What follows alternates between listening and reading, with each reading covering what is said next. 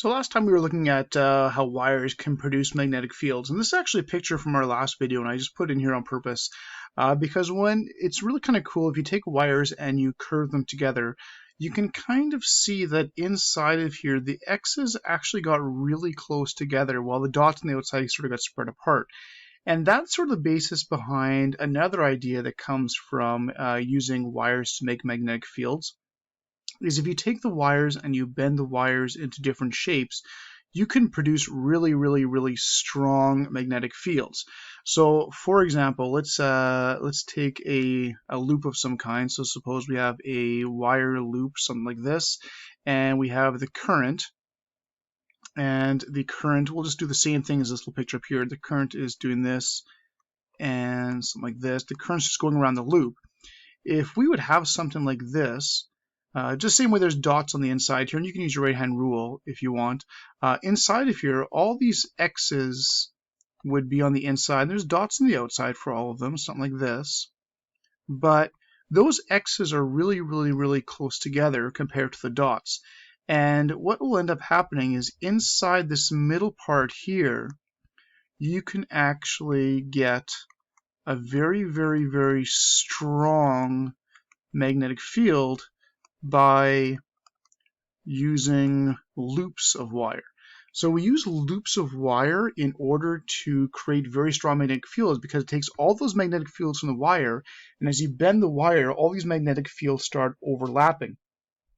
And you can get an incredibly strong magnetic field, especially if you start using multiple loops.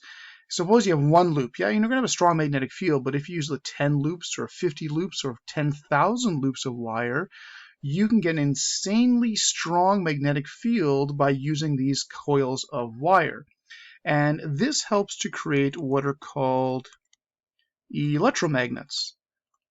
Okay, so electromagnets are really strong magnetic structures that are used and created by using coils of wire to sort of magnify the magnetic fields by getting a whole bunch of magnetic fields to overlap around each other. So, and we'll get to that more in just a second. So it's really common to have coils of wire, and there's different types of setups out there. For example, there's different coils and there's different solenoids. Now, the only thing is when you use the right-hand rule for those, often it's done a little bit differently. You'll often see something like this. So here's, a coil of wire on the left with a whole bunch of magnetic field going through it, and then on the right you got some, got 5 loops of wire. Inside there's a piece of iron, so it can actually magnetize the iron, and the iron actually becomes an electromagnet. And it would be called an iron core electromagnet. And it actually makes a magnet out of the chunk of iron. Now, so for example, you could have a piece of iron or something like that. Here's our piece of iron.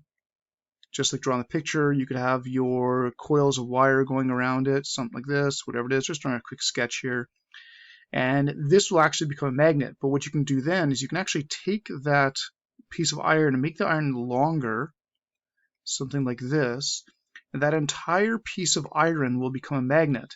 So instead of the north and south pole being stuck in here somewhere, this becomes the north and this becomes the south, and you can actually have a magnetic field going across here. So you can actually put other things inside of that magnetic field. You have a big wide open area, so you can actually make some really cool super large horseshoe shaped electromagnets, and then actually have stuff within them and actually apply the magnetic field to them. Okay, so that's kind of cool what you can actually do with them. There's lots of different things you can actually do with them. All right. Now the thing is, when you do coils of wire and stuff like that, it's a little common to switch the right-hand rule.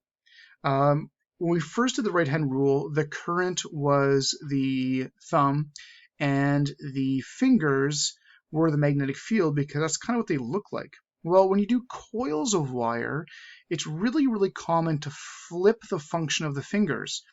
So as you can see in this picture, the guy's grabbing the rod with the current going through it. The fingers actually look like coils of wire.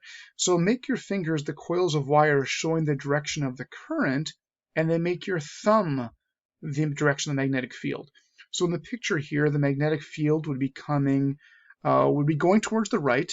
It would come out the left end, loop around, and then go in the south pole on the other side. So when you're dealing with coils of wire stuff, and I'm just gonna erase this right here, get this out of the way for now. Get rid of that.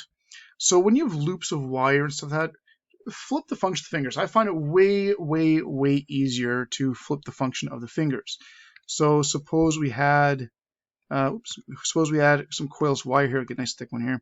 Some coils of wire, something like this. I'm just going to redraw basically what's on the left side there, and the current is going up this way. Okay, so just like he has there, you take your right hand, almost just grab that thing with your thumb pointing to the left, and that's basically modified right hand rule. So when you get a coil or anything like this, it's often common to switch the two around.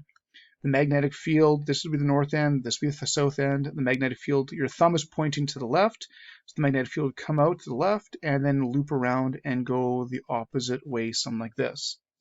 So if you're dealing with a coil or a loop, whatever you happen to be using, it's a really good idea to actually flip the actual function of your fingers in the right hand rule. It just works out better that way. Okay, and that's sort of how that works. All right. So that's basically what the left-hand picture shows. The same way for this picture up here. Okay, if you take your right hand and you point your thumb at the screen and point your thumb down the middle of the coil, your thumb represents the magnetic field going away from you, and your four fingers should be looping around the exact same way that the green arrows are pointing, which shows the actual direction of the current. Okay, so let's practice that just a little tiny bit here, and flipping the function of the fingers. Okay, so suppose I've got some coils of wire going around like this, do something similar as before, and the current is going around this way. There's my current. All right, so which way is the magnetic field going in the middle? Usually we care about the middle. Okay, so grab your right hand. Your fingers, your four fingers represent the loops of wire, and they sort of loop around. They up the side on the right, across the top and down their side, and your thumb should basically be pointing at yourself. Okay, and that's the way it would go. So the magnetic field's coming towards you. So you would draw the magnetic field in the middle, something like this. So there's the magnetic field coming out this way. Okay, suppose we had a loop of wires, something like this. This is actually called a solenoid. When you have a tube structure like this right here, that is what's called a solenoid. These are often called Helmholtz coils, with like a ring type structure, be like a Helmholtz coil, and something like this, like a tube structure, that's called a solenoid. For this one right here, let's say that the magnetic field is coming like this, and I want to know which way the current is going. Well, first of all, this is my north end, and that's my south end. All right, so for this one, I know the magnetic field is coming out the top and into the bottom. So inside, it would be, the magnetic field come this way. It would come through like this. So I'm going to point my thumb up. I'm going to point my right thumb straight up in the same direction as like that light blue arrow. And then my four fingers are sort of wrapping around towards the right. So my four fingers are wrapping around this way, and then around the back and then out their side. So my four fingers would be pointing towards the right and then looping around. So that's the direction that the current would be going in this solenoid. Okay, and that's sort of how you can modify and change the right-hand rule a little bit in order to do anything like a ring structure, tubes of wires, rings of wire. It just works a lot better. You can do it the first version as well, but most people switch the function of the fingers. Straight wire, thumb is the current, fingers the magnetic field. That's literally what they look like. If it's a tube or a ring or something like that, it works really well to flip the function of the fingers.